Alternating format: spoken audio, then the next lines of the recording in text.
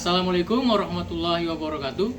Halo Sobat SAR, perkenalkan saya Abdul Syukur Isnawan dari instansi Badan Nasional Pencarian dan Pertolongan UPT Kantor Pencarian dan Pertolongan Kelas B Maumere. Saya mengemban jabatan sebagai Pranata Pencarian dan Pertolongan Pemula. Kali ini saya akan berbagi pengalaman tentang agenda 3 pada hari kedua yang mempelajari tentang manajemen ASN dan aspek-aspek penting dalam manajemen ASN. Manajemen ASN adalah cara negara mengatur seluruh pegawai negeri di birokrasi Indonesia. Tujuannya supaya ASN kita profesional, berintegritas, dan bersih dari praktik KKN, korupsi, kolusi, dan nepotisme, atau intervensi politik. Semuanya diatur dalam Undang-Undang Nomor 20 Tahun 2023 tentang ASN, mulai dari perencanaan sampai pensiun.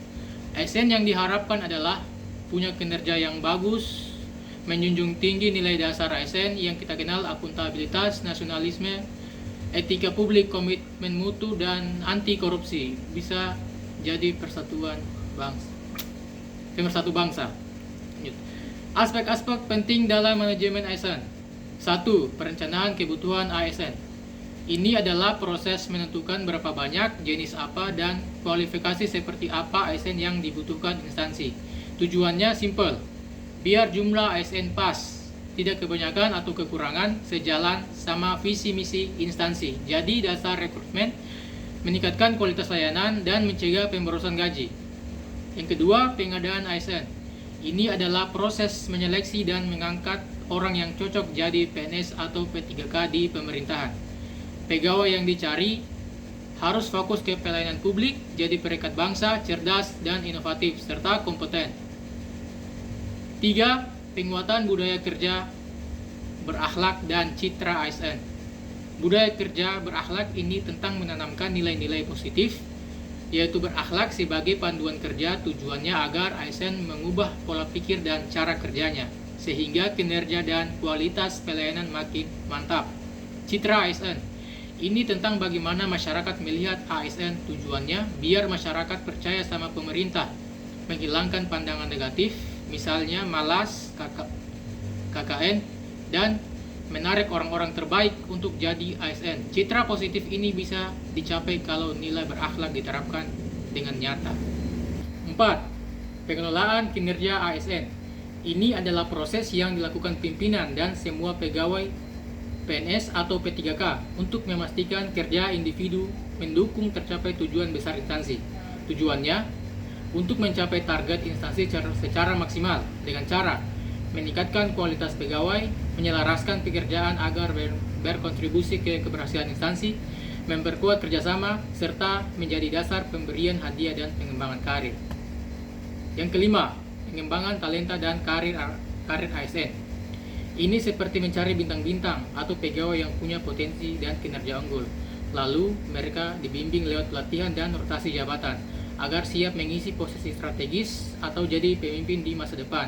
Tujuannya agar posisi penting diisi orang yang paling kompeten dan jalur karir ASN jelas, terarah, dan adil.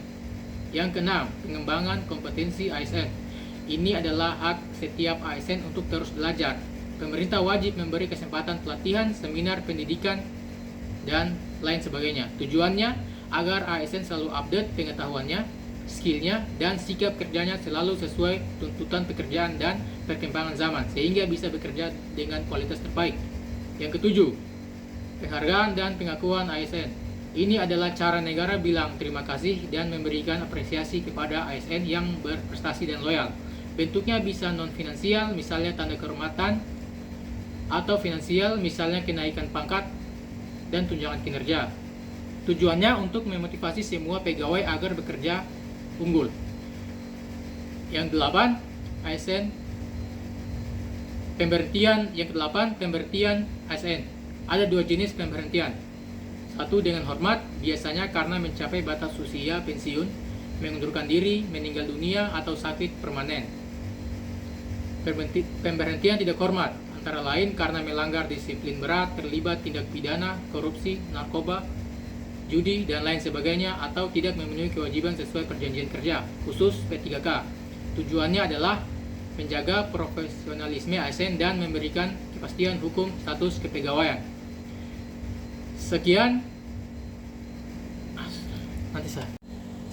pemaparan pengalaman saya pada agenda 3 hari kedua tentang manajemen ASN dan aspek-aspek penting dalam manajemen ASN. Saya ucapkan terima kasih. Wassalamualaikum warahmatullahi wabarakatuh. Basarnas, Afiknam, Jagat, Samagram. Selamatlah alam semesta. We are family, profesional, modern, teruji.